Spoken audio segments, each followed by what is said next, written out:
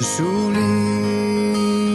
gracia del Señor. Mateo capítulo 5, vamos a leer el versículos 1 al 4.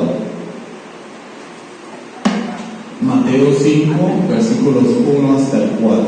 Si ya lo tienen, pueden decir amén. Dice la palabra de Dios: viendo la multitud, subió al monte, y sentándose vinieron a sus discípulos, y abriendo su boca les enseñaba, diciendo: bienaventurados los pobres en espíritu, porque de ellos es el reino de los cielos. Bienaventurados los que lloran, porque ellos recibirán consolación. Vamos a orar.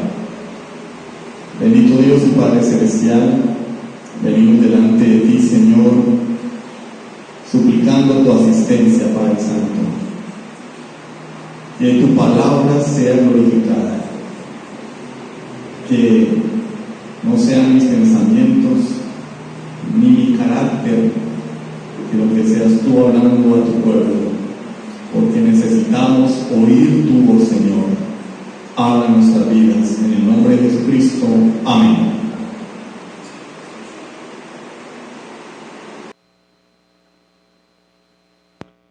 Bueno, ustedes conocen a uno de los más grandes pintores que hay en la historia. Hay una pintura que tiene su nombre y hay un grupo musical que también tiene su nombre. Y su nombre se deriva de una de las partes del cuerpo, el órgano auditivo. Nació el 30 de marzo de 1853 en Holanda. Nació en el seno de una familia cristiana. Su padre era un humilde y austero pastor. Dijo él acerca de su infancia: mi juventud fue triste, fría y estéril. Estamos hablando de Vincent van Gogh. En el año de 1876 se involucró más en la religión, al punto casi del fanatismo.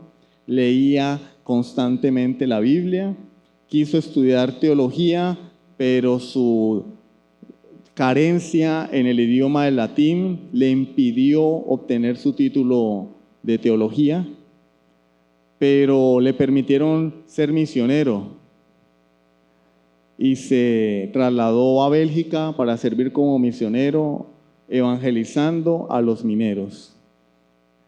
Y fue tal su sentido de desapego por las cosas de esta vida que se confundía con uno de ellos. Y lo poco que tenía lo usaba para dárselo a la gente pobre. Sus penurias y miserias las engarzó en su pincel. Pintaba para desahogar sus penas. Una persona muy enferma físicamente y también con varios trastornos mentales. Le negaron ser nominado como evangelista cuando desgarró su ropa interior para vendar las heridas de los mineros que sufrieron a causa de un derrumbe, cosa que en aquella época era tenida por infame y deshonrosa. Vivió como un miserable trotamundos entre enfermedades físicas y síntomas mentales. Amó con intensidad mujeres que lo despreciaron y tuvo que conformarse con la compañía de mujeres de baja reputación que no lograban llenar su corazón de felicidad. Finalmente se recluyó voluntariamente en un asilo, pero su mal carácter lo empujaba a la soledad. Vivió pobre y sin sosiego. La paz tuvo poco espacio en su vida interior, convulsionada e inestable. La iglesia de Holanda hubiera sido más famosa si en su lista de pastores hubiera figurado Vincent van Gogh. Pero quizás su deslumbrante habilidad pictórica ocupa tanto espacio que ha impedido un más profundo y minucioso conocimiento de su vida espiritual. No sé si Van Gogh descubrió que hay alguien más allá de las estrellas que nos consuela y nos ama. No por lo que nosotros hacemos, sino porque lo que Cristo Jesús ha hecho por nosotros. Lo cierto es que su vida se caracterizó porque nunca tuvo paz, nunca hubo consuelo para él, ni materialmente, y a raíz de sus problemas mentales, espiritualmente. En vida solo vendió un cuadro que se lo compró un amigo, y sus obras fueron reconocidas muchos años después. O sea que no pudo cosechar el fruto de su trabajo. Vivió en la pobreza, la mayor parte del tiempo lo sostenía su hermano menor. Así fue la vida de Vincent Van Gogh, el pintor evangelista. Pero no hubo consuelo para él. Su vida estuvo marcada por la tristeza, por la desdicha, por la miseria.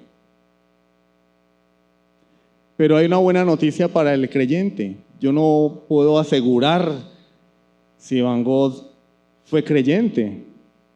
Muchos rasgos de su vida indican lo contrario. Se centró en el ascetismo. Pensaba que sus obras podían traer paz y felicidad a su vida. Pero para el creyente hay algo más que lo que encontró Vincent Van Gogh. Hay consuelo para el creyente. De hecho, nuestra lectura dice: bienaventurados los que lloran, porque ellos recibirán consolación. Vincent Van Gogh sufrió toda su vida, pero al parecer no recibió consolación. Algunos creen que se suicidó de un disparo, otros dicen que fue un accidente. Una bala perdida acabó con su vida. Sea cual sea el final, lo que caracteriza es su vida. El título de la predicación de hoy es El consuelo de Dios. Y vamos a ver 3 puntos. En primer lugar, el consuelo en el arrepentimiento. En segundo lugar, el consuelo en la santificación. Y en tercer y último lugar, el consuelo de la segunda venida, para concluir con unas aplicaciones prácticas. Entonces vamos a comenzar por el principio. La palabra dice en nuestro texto de Mateo capítulo 5, versículo 4, bienaventurados los que lloran. Es contraintuitivo, ¿cierto? Porque lo que nosotros queremos siempre es estar felices, sonriendo, riendo, ¿no? Cuando la fiesta está muy aburrida, le decimos a alguien: cuéntese un chiste para reírnos, porque nadie quiere llorar. Pero ¿por qué hay felicidad, que es lo que quiere decir bienaventurado? ¿Por qué hay felicidad en llorar? Y Jesús dice: porque ellos recibirán consolación. Ellos recibirán consolación. Ya explicamos la semana pasada lo que no significa llorar, lo que significa llorar. No hay necesidad de volverlo a repetir. Pero quiero dejar claro que es llorar por el pecado. Por mi pecado, por el pecado del mundo y por el pecado de la iglesia. Jesús nos está diciendo que aquel que llora es verdaderamente feliz. El que llora por su pecado, aquel que se ha arrepentido por la obra del Espíritu Santo, que es traído a Jesucristo y ahora es consolado. ¿Por qué? Porque ha sido perdonado por Dios. Si el pecador, al ser tratado con la palabra de Dios, al ser objeto de la gracia de Dios, percibe su miseria espiritual, lo único que él anhela ahora es el perdón de Dios. Y cuando lo recibe, hay descanso, hay paz, hay consuelo para su alma. De manera que la razón de la bienaventuranza es que este hombre ahora recibe el mayor consuelo posible. Cuando uno, aquí en nuestra cultura, ¿no? Tal vez en otros lugares del mundo no sucede.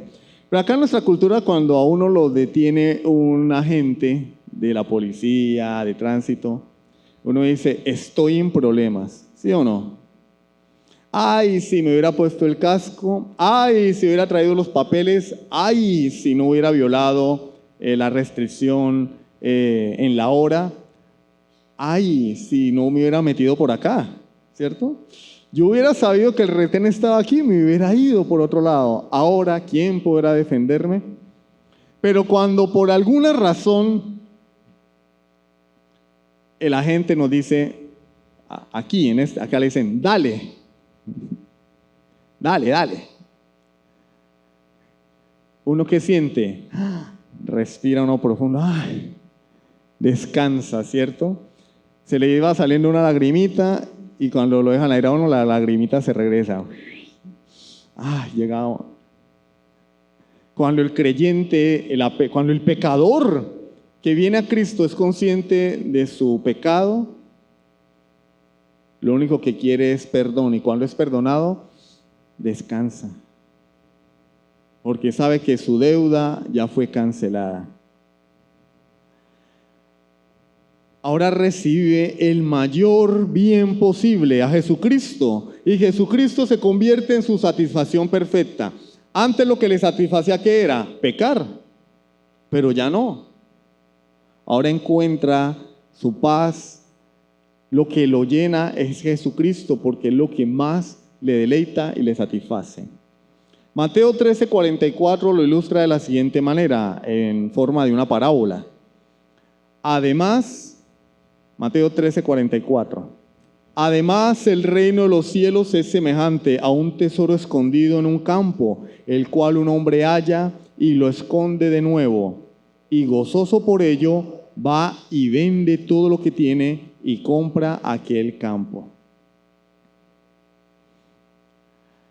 Aquí el tesoro escondido no es el hombre, aquí el tesoro escondido es Cristo.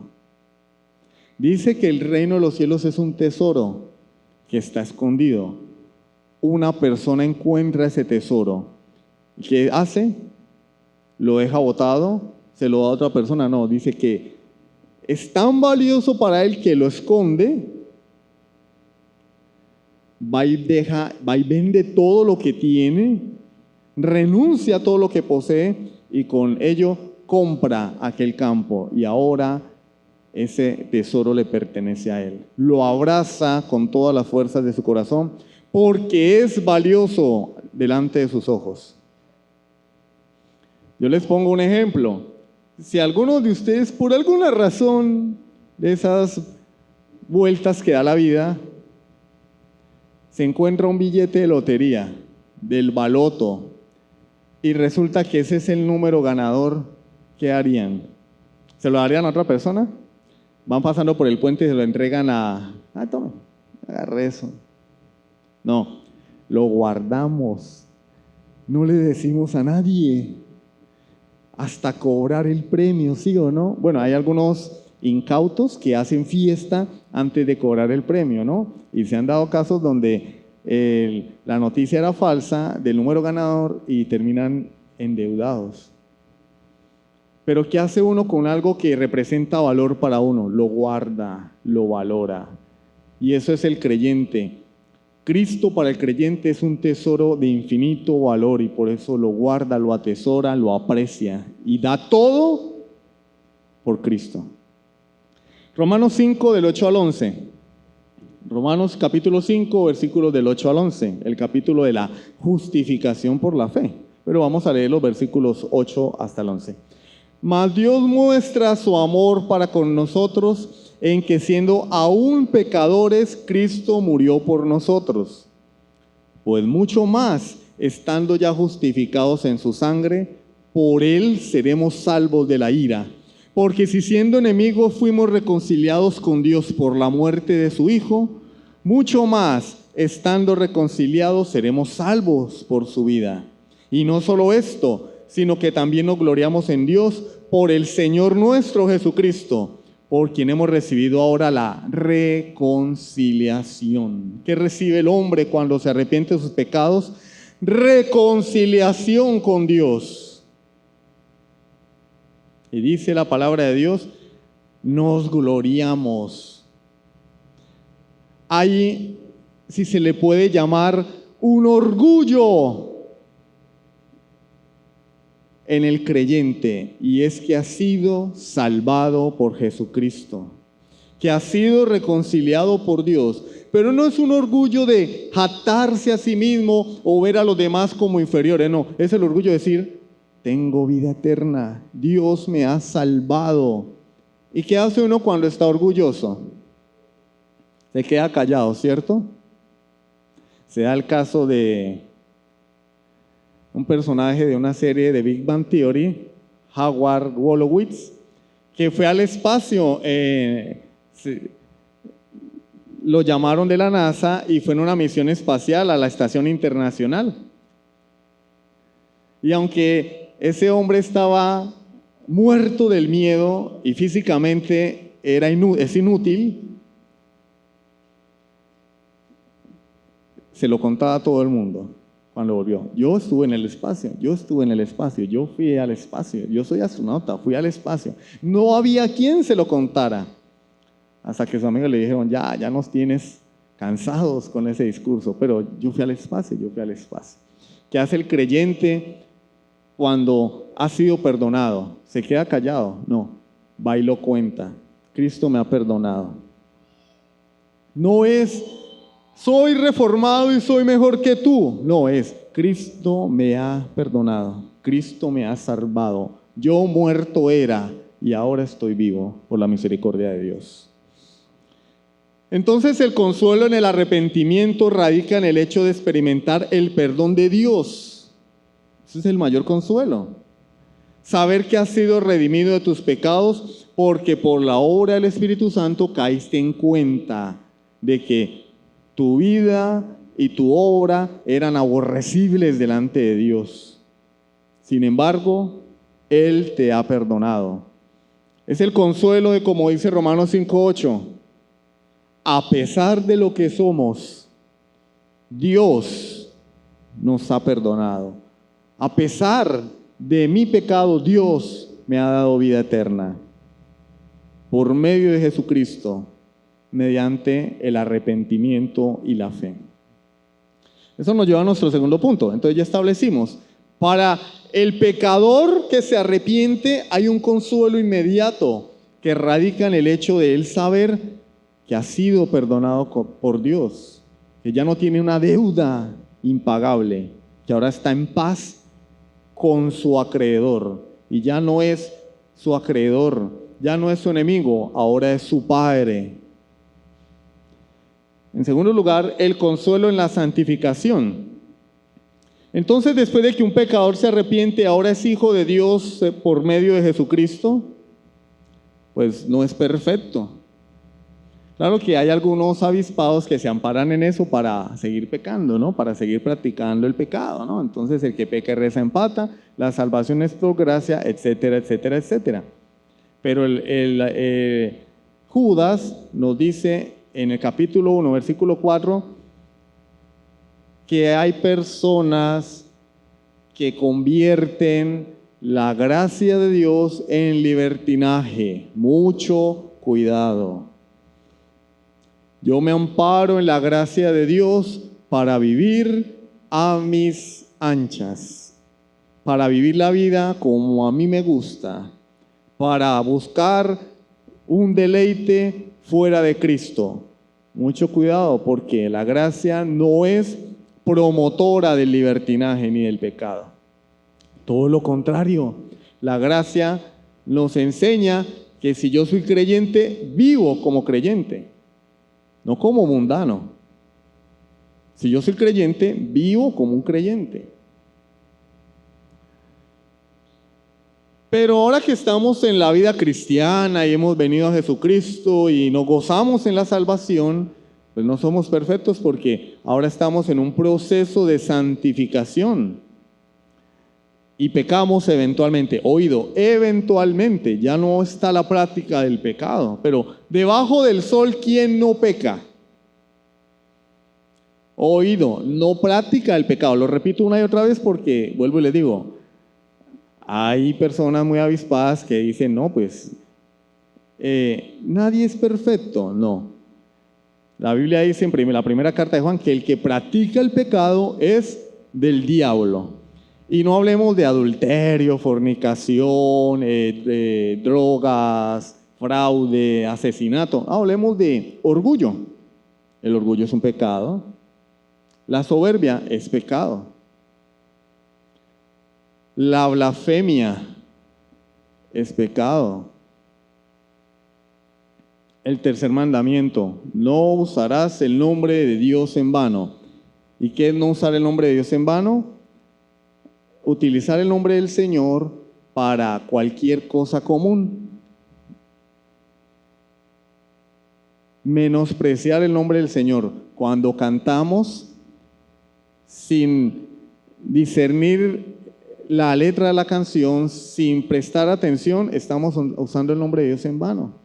Cuando leemos la Biblia y no prestamos atención, estamos usando el nombre de Dios en vano. Cuando estamos escuchando el sermón y tenemos la cabeza en otro lugar, estamos usando el nombre de Dios en vano porque estamos despreciando el nombre del Señor.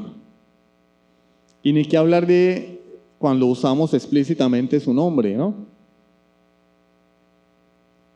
Me machuco y Dios mío, ya estoy usando el nombre de Dios en vano. Eso es pecado.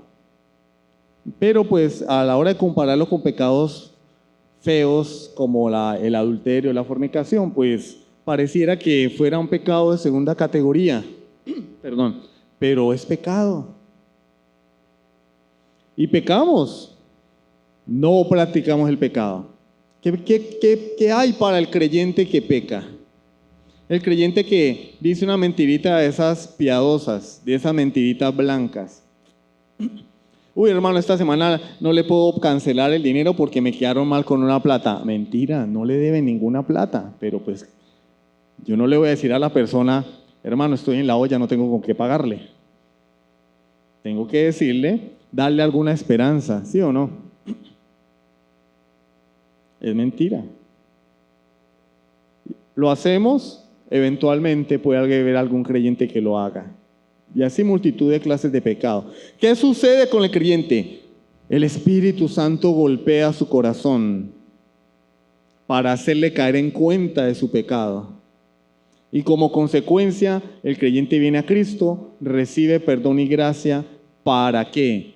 Para restaurar su vida y para fortalecerlo con el propósito de que pueda enfrentar la tentación y vencer el pecado. Primera de Juan 1:9. Primera de Juan 1:9. Si confesamos nuestros pecados, Él es fiel y justo para perdonar nuestros pecados y limpiarnos de toda maldad. ¿Qué requiere Dios de ti, hermano? Que confieses tu pecado delante de Dios, no que tapes tu pecado. La Biblia dice en el libro de Proverbios capítulo 13, versículo 21, ¿sí es así? Bueno. El que encubre su pecado no prosperará, mas el que lo confiesa y se aparta alcanzará misericordia. Creo que es Proverbios 28, 13. 29.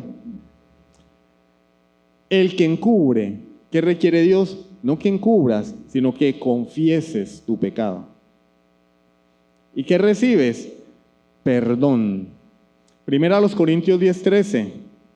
No os ha sobrevenido ninguna tentación que no sea humana. Es decir, no viene al hombre ninguna tentación o prueba que no sea común a todos los hombres. No, es que a nosotros los creyentes nos vienen tentaciones extraterrestres. No, son tentaciones comunes a todos los hombres. Pero fiel es Dios, que no os dejará ser tentados más de lo que podáis resistir, sino que dará también juntamente con la tentación la salida para que podáis soportar. Dios es fiel. Cuando yo estoy siendo tentado, cuando estoy en la hora de la prueba, el Señor está conmigo. ¿Acaso eso no es un consuelo? ¿Cuántas personas no buscamos a alguien que nos ayude cuando vamos a hacer una diligencia o vamos a hablar con alguien importante? Venga, acompáñame, es que tengo temor, me da pena. Pero con nosotros está Dios para enfrentar el pecado y para enfrentar las pruebas de la vida. Dios nos consuela. Es el consuelo de saber que aunque el pecado deteriora mi comunión con Dios, puedo volver a la comunión si me arrepiento. Ustedes sabían que cuando pecamos y no confesamos el pecado, no perdemos la salvación, pero se va deteriorando la comunión con Dios hasta el punto que un creyente ya no quiere congregarse, ya no quiere orar, ya le da pereza leer la Biblia porque hay pecado en su vida. No ha confesado su pecado delante de Dios. Ahora, esto no puede durar toda la vida, ¿no? Un creyente que dura 6 meses sin leer la Biblia no es creyente. Un creyente, una persona que asegura ser creyente y lleva un mes sin orar, no es creyente. Su espíritu está muerto. Pero un creyente puede caer en un periodo de carnalidad, no ser un cristiano carnal, en el cual por causa de muchos factores comienza a alejarse de la iglesia, comienza a alejarse de la oración, de la lectura y el estudio de la palabra, empieza a perder comunión con Dios. Así como los matrimonios, los cónyuges no hablan, tienen un problema y se dejan de hablar una semana, después comienzan a hablarse pero no hay reconciliación, no hay un perdóname, te he ofendido, no quise hacerte daño, no quise decir esas palabras, y se deja así y comienza a ver que heridas en el corazón que no cicatrizan y empieza a haber un distanciamiento en la pareja. ¿Dejan de ser esposos? No, pero a tal punto que si pasan años, hay personas que bajo el mismo techo no tienen vida. Esos matrimonios de vivimos pero no convivimos, eso no es matrimonio, eso es pecado. Hay pecado allí. Y lo mismo sucede con Dios. El creyente empieza a alejarse del Señor. ¿Deja de ser hijo de Dios? No. Pero la comunión empieza a menguar, porque ha contristado al Espíritu Santo. Pero si me arrepiento, Dios me vuelve a la comunión con Él. Salmo 86, versículos 4 y 5. Salmo 86, versículos 4 y 5. Alegra el alma de tu siervo, porque a ti, oh Señor, levanto mi alma. Porque tú, Señor, eres bueno y perdonador, y grande en misericordia para con los que te invocan. ¿Has pecado contra Dios? Arrepiéntete, porque Él es grande y perdonador. A no ser que no te sientas que has pecado, ¿cierto? Ahí ya hay un problema, porque siempre nosotros pecamos contra Dios. No practicamos el pecado, pero no hay un solo día en el que un creyente no peque contra Dios, porque aún estamos en un cuerpo de corrupción. Salmo 51, 17. Salmo 51, 17. Los sacrificios de Dios son el espíritu quebrantado. Al corazón contrito y humillado no despreciarás tú, oh Dios. ¿Será que Dios se complace en que el hombre se pare de cabeza, dé grandes cantidades de dinero para la obra de Dios? No, si proceden de un corazón no arrepentido. Las obras del creyente solo son agradables a Dios cuando proceden de la verdadera fe, de un corazón arrepentido, de un corazón contrito y humillado. Por eso es inapropiado decirle a un inconverso que diezme o que dé una ofrenda, porque puede que esa ofrenda le sirva al predicador o a la iglesia, pero a Dios no le representa nada porque proviene de un enemigo. Es un enemigo de Dios. ¿Puede Dios querer algo de un enemigo, nada. Pero dice la palabra, al corazón contrito y humillado no despreciarás tú. Ese es el verdadero sacrificio que Dios desea. Un corazón, un espíritu quebrantado, un corazón contrito y humillado. Ahora, ese corazón contrito y humillado, por la gracia de Dios, puede hacer obras para la gloria de Dios. Antes no. Ahora imagínense un cristiano que cae en un periodo de carnalidad, donde está alejándose de la iglesia, no tiene comunión con sus hermanos, no está leyendo la escritura, pero, mi hija, ¿va a ir al culto? Sí, mi amor, tome, mire, lleve la ofrenda. Y alguien dirá, no, pero mire, está dando la ofrenda. ¿Creen ustedes que a Dios le agrada eso? No le agrada. No le agrada. Porque el sacrificio que a Dios le agrada es un espíritu quebrantado.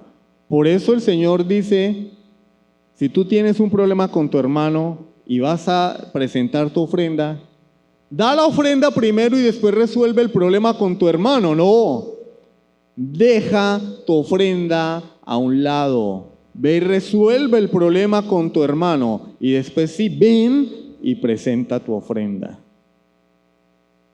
¿Sí?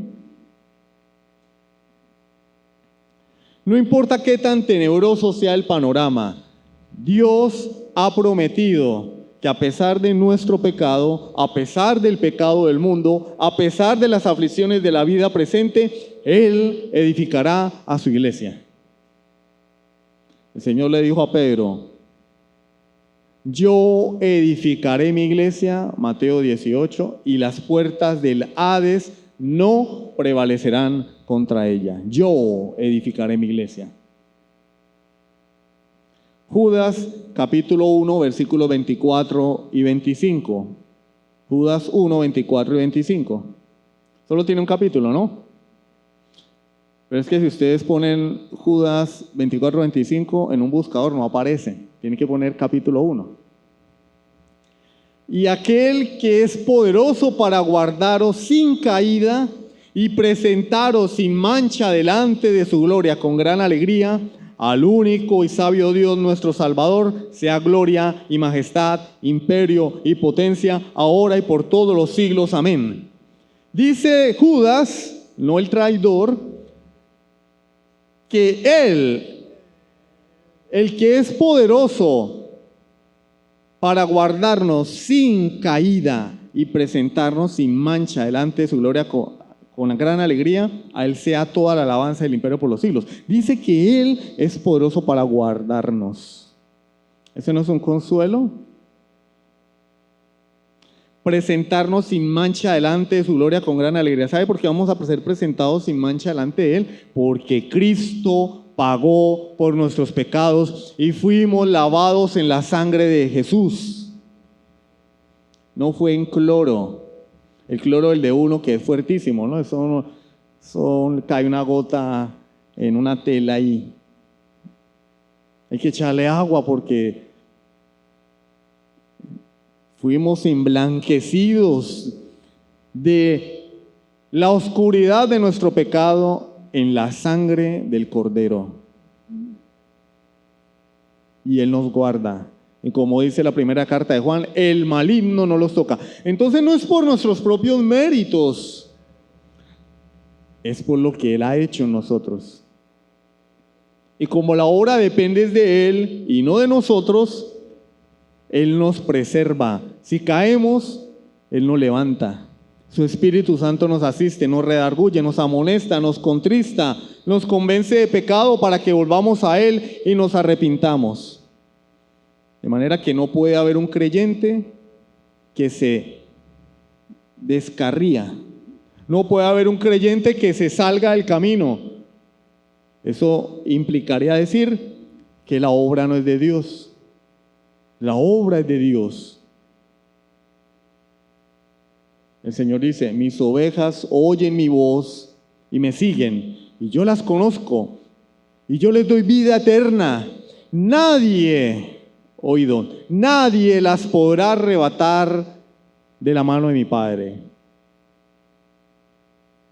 Entonces debe ser un consuelo para el creyente. Señor, he caído en pecado, pero tú me has prometido que nadie me podrá apartar de ti. Ayúdame, Señor.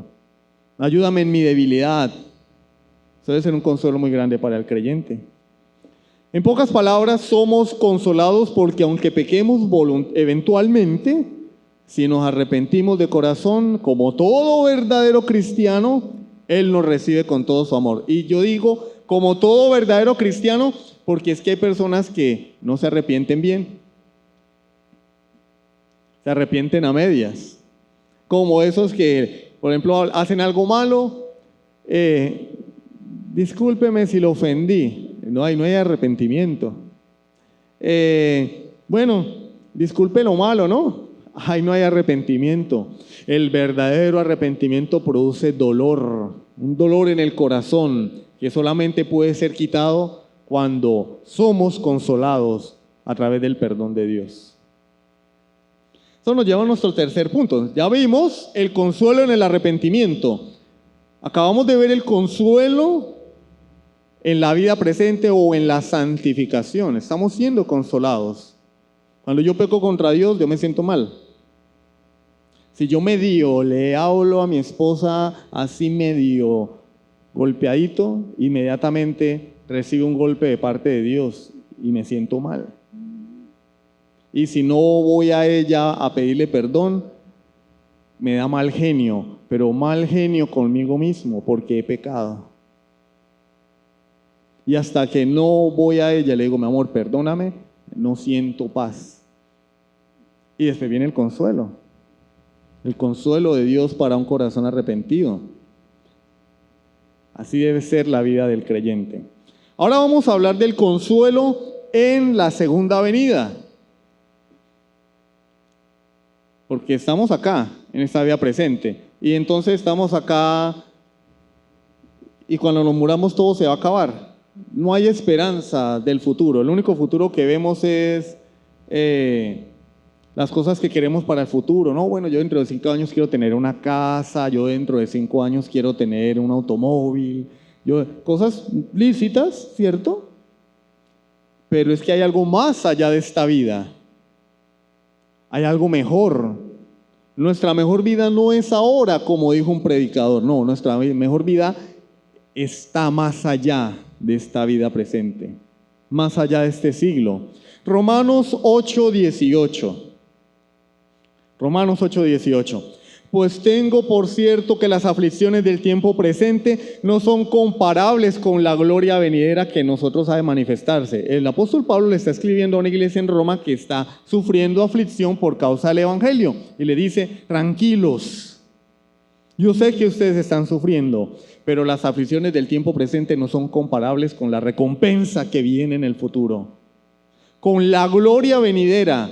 Ustedes saben que para el creyente hay una gloria venidera, que aunque en esta vida viva pobre, desventurado, según el estándar del mundo sea infeliz, según el estándar del mundo,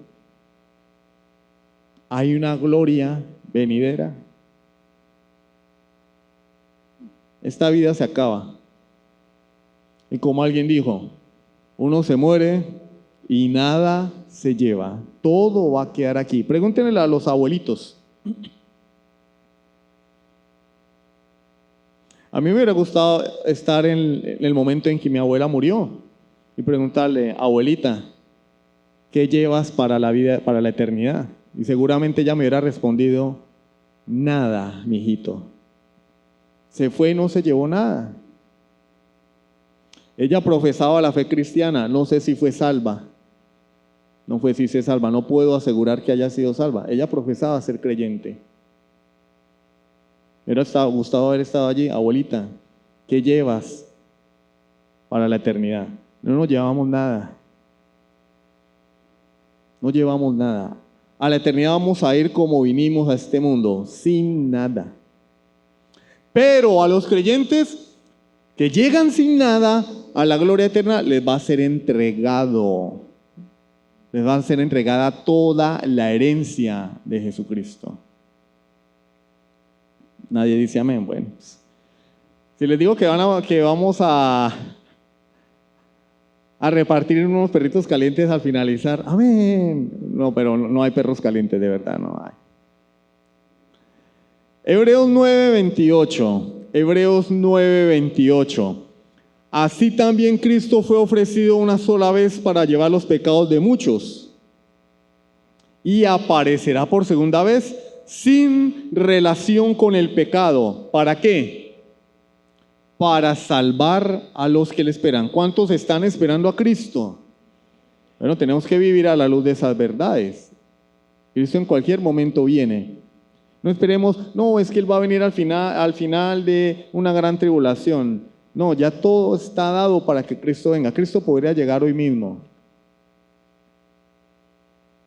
No tengo tiempo para explicar los términos, las características de ello. Eso ya se hizo en un estudio del Evangelio de Marcos.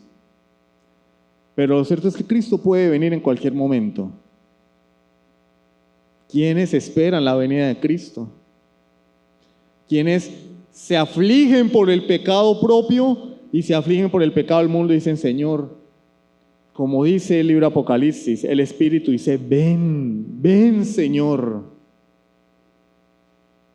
Bueno, Él vendrá a salvar a los que le esperan. Es decir, a consumar su salvación completamente, ya cuando nuestro cuerpo de pecado sea destruido, sea transformado, y tengamos un cuerpo de gloria que no sufra los efectos del pecado, que ya no esté bajo la influencia del pecado.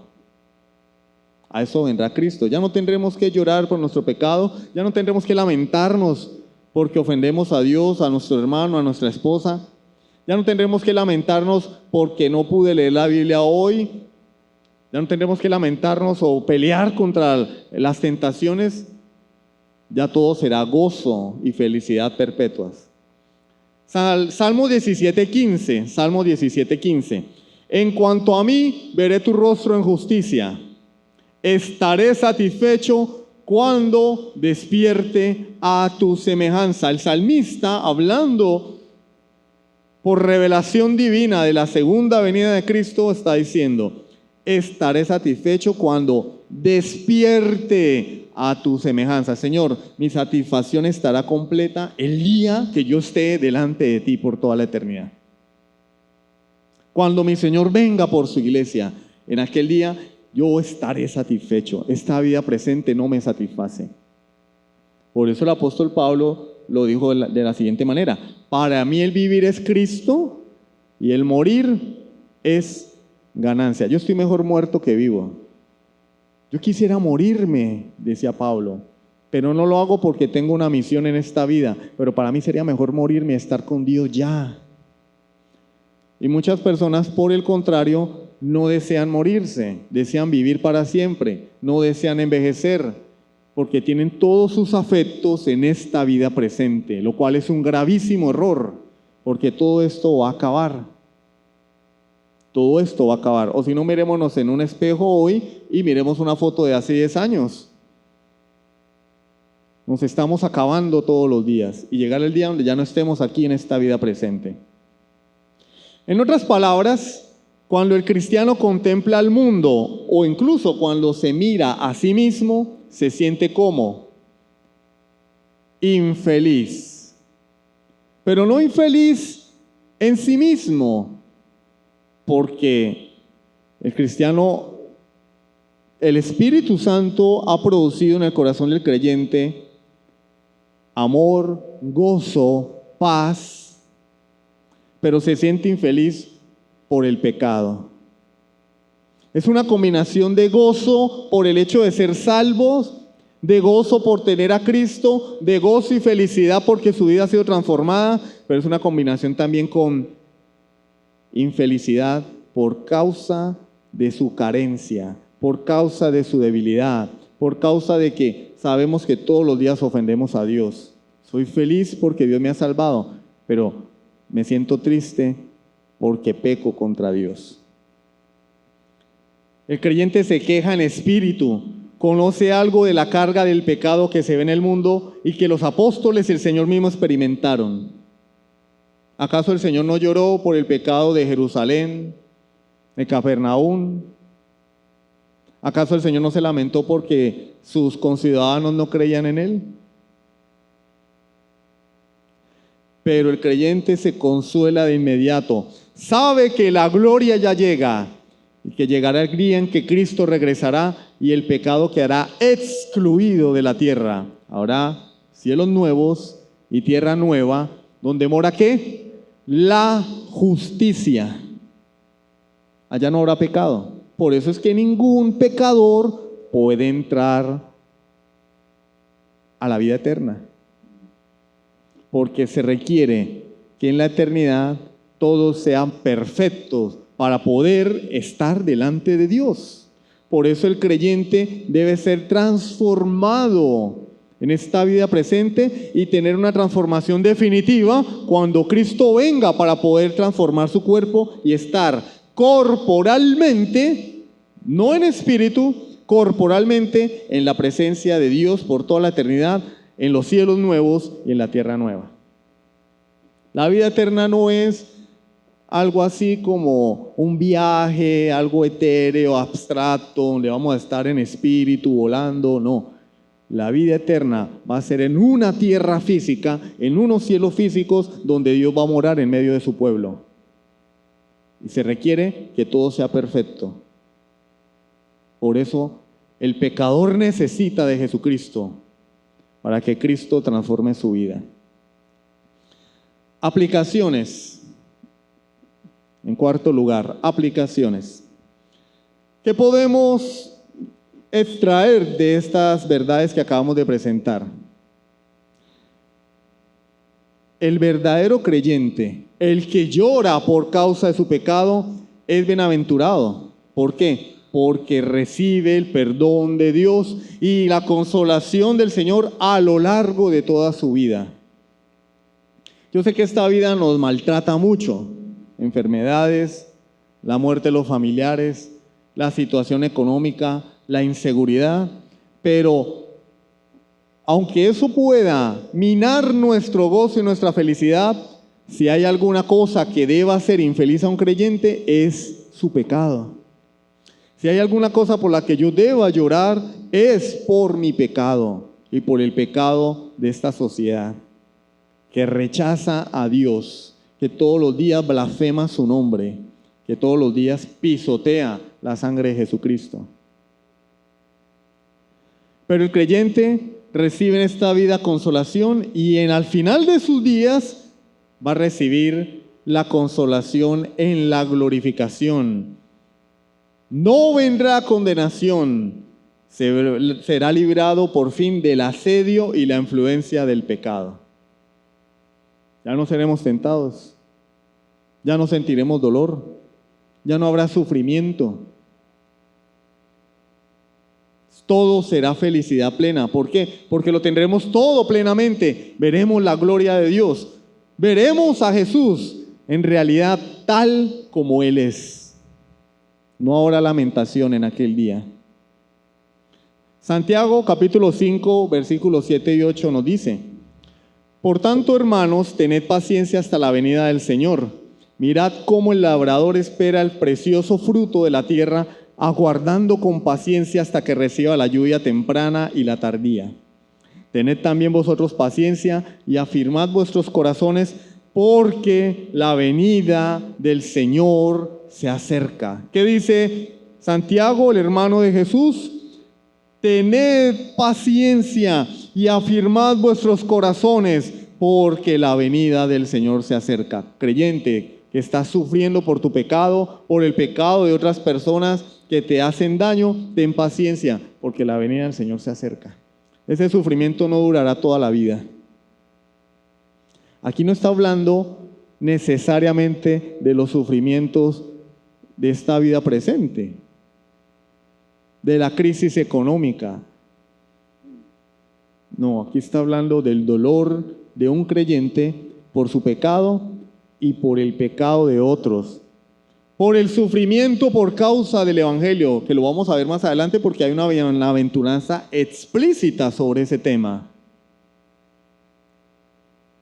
Pero es un dolor, porque vivimos en un mundo caído, en una generación perversa y adúltera, y tenemos que convivir con esa generación. Tenemos que saber comportarnos en esta vida presente. Tenemos que saber discernir entre lo santo y lo profano, entre lo puro y lo impuro, entre lo bueno y lo malo. Esto es para un creyente. Esperanza, consuelo. El mal algún día en el mundo acabará. ¿Por qué el mundo es tan injusto? ¿Por qué hay tanta maldad en la tierra? Tranquilo. El Señor vendrá algún día a juzgar el pecado del hombre y a darle a cada quien su paga. Y si tú estás en Cristo, estás tranquilo. Puedes consolarte con estas palabras. El Señor viene. El Señor viene. Mía es la venganza, yo pagaré, dice el Señor. Él ajustará cuentas con tus enemigos. ¿A ti qué te corresponde? Poner la otra mejilla. Pero Él ajustará cuentas.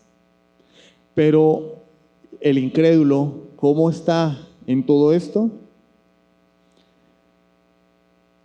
Entonces quiero ilustrar de forma definitiva esta predicación con algo que para algunos teólogos es una parábola y para otros es una historia.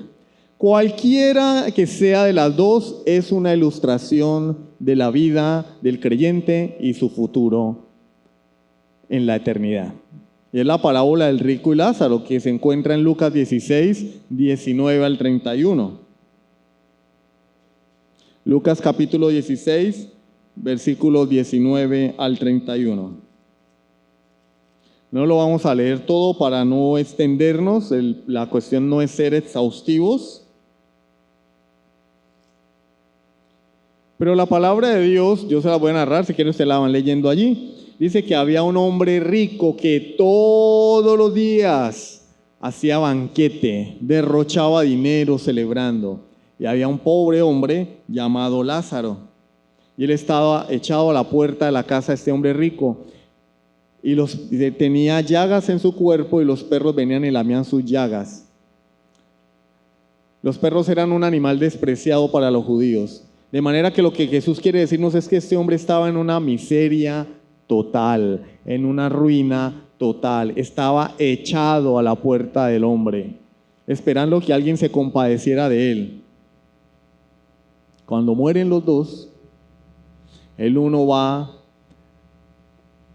al Hades, al lugar de los muertos, en este caso el infierno, porque Hades se puede traducir por lugar de los muertos o infierno. En este caso la parábola nos habla de dos lugares cualitativamente opuestos, el infierno y el otro que representa el paraíso, el seno de Abraham. El rico va al infierno y Lázaro va al paraíso, a la presencia de Dios. Y dice la palabra del Señor que este hombre rico, aún después de ser condenado, solamente pensaba en satisfacer sus necesidades. Padre, envía a Lázaro que moje su dedo en agua y ponga la punta de su dedo en mi lengua para que yo encuentre algún descanso, porque estoy siendo atormentado en esta llama. Y Abraham le dice, no es posible, ya no hay tiempo de arrepentimientos, ya no es posible pasar de allá para acá, porque hay un abismo infinitamente grande entre nosotros. No puede pasar alguien de allá para acá y de aquí para allá. Eso es lo que significa cima, un abismo. Y dice, tú recibiste tus bienes en vida, Lázaro males. Él aquí ahora es consolado y tú atormentado. Y ahora este hombre, viendo que no había consuelo para su vida, pretende que su familia tenga consuelo en la tierra. Y le dice, bueno, entonces por lo menos envía a Lázaro, tengo hermanos, tengo familia, a que les predique, para que no vengan aquí. Y Abraham le dice, a Moisés tienen y a los profetas, tienen el evangelio para que se conviertan, que oigan la palabra de Dios. Y él dice, no, Señor, si alguien resucita entre los muertos, si ven alguna maravilla, algún milagro, si ven caer polvo de oro del cielo, si ven el agua transformarse en vino, tal vez se arrepientan. Y Abraham le dice, no. Si no se arrepienten a través del evangelio, no lo van a hacer aunque alguien resucite entre los muertos. Y hoy en día el evangelio es predicado, se predica el Cristo resucitado y la gente no se arrepiente de sus pecados. Y van a terminar cual rico en el infierno. Este rico representa a aquellas personas que se perciben a sí mismos, que se miran en el espejo de la palabra y dicen, yo no estoy tan mal. Yo tengo cosas buenas. Que ponen en una balanza sus buenas obras y su pecado, y sus buenas obras ganan según su perspectiva. No, yo no puedo ser tan malo como dice la palabra. Yo no puedo ser tan malo como dice el predicador. Mis buenas obras deben valer delante de Dios. Yo soy bueno. Pero hay personas que como Lázaro son conscientes de su ruina espiritual. Son conscientes de que sin Cristo son malditos. Son despreciables. Lázaro era un hombre despreciable porque aún los animales despreciables de su tiempo lamían sus llagas. Convivía con los perros. El creyente ve su inmundicia, su pecado, viene a Cristo y en aquel día tendrá vida eterna, será consolado por toda la eternidad a pesar de sus sufrimientos presentes. Pero ¿cuál es la parte para el inconverso? Para el que rechaza a Cristo, para el que se cree rico. El Señor dice en el libro de Apocalipsis, tú dices que eres rico. Yo soy rico y de ninguna cosa tengo necesidad. ¿Cuál es el veredicto del Señor? Pero yo te digo que tú eres un miserable, pobre, desventurado, ciego y desnudo. Esa es la condición del hombre sin Dios. Y cual Lázaro, toda persona debería ser consciente de su miseria, venir a Jesucristo para morar en los cielos cuando todo esto termine, para estar en la presencia de Dios por toda la eternidad. El mundo de hoy no ofrece consuelo, queridos amigos, pero para el cristiano que llora por su pecado hay este consuelo, el consuelo de la bendita esperanza, la gloria que llegará. Hay esa esperanza hasta el fin de la eternidad. Bienaventurados los que lloran, porque ellos recibirán consolación. Cuán cierto es esto. Pero si no conocemos esta verdad, no somos cristianos. Si verdaderamente somos cristianos, lo conocemos. Conocemos este gozo del pecado perdonado. Y al ser consciente de esto, el gozo de la reconciliación, el gozo de saber que Dios nos acepta de nuevo cada vez que pecamos y nos hemos apartado de Él y nos arrepentimos. Dios nos acepta de nuevo, porque sus misericordias son nuevas cada día. Dice la Biblia, para finalizar, en Mateo capítulo 11, versículos 28 al 30, algunos ya se lo saben de memoria. Venid a mí todos los que estáis trabajados y cargados, y yo os haré descansar. Llevad mi yugo sobre vosotros, y aprended que soy manso y humilde de corazón, y hallaréis descanso para vuestras almas. Porque mi yugo es fácil y ligera mi carga. El Señor le dice a todo pecador que no se ha arrepentido, ven a mí.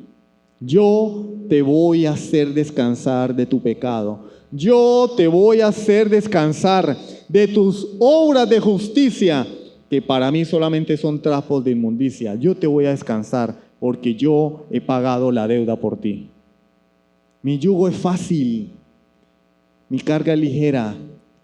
Yo llevé la carga de tu pecado. Y cual cristiano en el progreso del peregrino, cuando llega a la cruz, después de su viaje desde la ciudad de la destrucción hasta la cruz, ese bulto que agobiaba su espalda y afligía su alma cae automáticamente, porque se ha encontrado con el Señor, que es perdonador. Los sacrificios a Dios son el espíritu quebrantado. Al corazón contrito y humillado no despreciarás tú. Vamos a orar. Amado Dios y Padre Celestial, yo te doy gracias por tu palabra. Gracias, Señor, porque ella es un consuelo. Tenemos problemas en esta vida presente, sí. Hay escasez en ocasiones, sí. Hay enfermedades, sí. Pero hay algo más grave: el pecado. El pecado que al creyente le hace perder progresivamente su comunión contigo. El pecado que aleja a la humanidad de Dios. Pero tú eres un Dios perdonador. Mas Dios muestra su amor para con nosotros en que aún siendo pecadores, Cristo murió por nosotros. Tú eres un Dios perdonador. Tú eres un Dios que se complace en perdonar. Lento para la ira, grande en misericordia. Con los brazos abiertos esperando a que aquellos a quienes se les predica el Evangelio vengan arrepentidos delante de ti. Esperando a que tus hijos todos los días confiesen sus pecados delante de ti, para que sean llenos de tu gracia. Padre, si hay alguien aquí que aún no se ha arrepentido de sus pecados, yo te pido que este mensaje llegue a su corazón y transforme su vida. Que tu palabra sea sembrada allí y produzca fruto al 30, al 60 y al 100 por uno. Que venga Jesucristo y haya el descanso que su corazón y su alma afligida necesitan. A tus hijos, Señor, a tu iglesia, trae consuelo, trae paz. No está bien que un creyente viva afligido, atormentado, deprimido. Esa es la obra de Satanás. Tú has venido, Señor, a dar vida y vida en abundancia, Dios mío. Motívanos, Señor, a confesar nuestro pecado delante de ti y trae consuelo, gozo a nuestras vidas, que podamos enfrentar los desafíos que nos plantea este mundo con una sonrisa en los labios, sabiendo a quién le servimos, sabiendo que nuestro Redentor vive. Gracias, Dios. Oramos en el nombre de Jesucristo. Amén. Sublime gracia del Señor.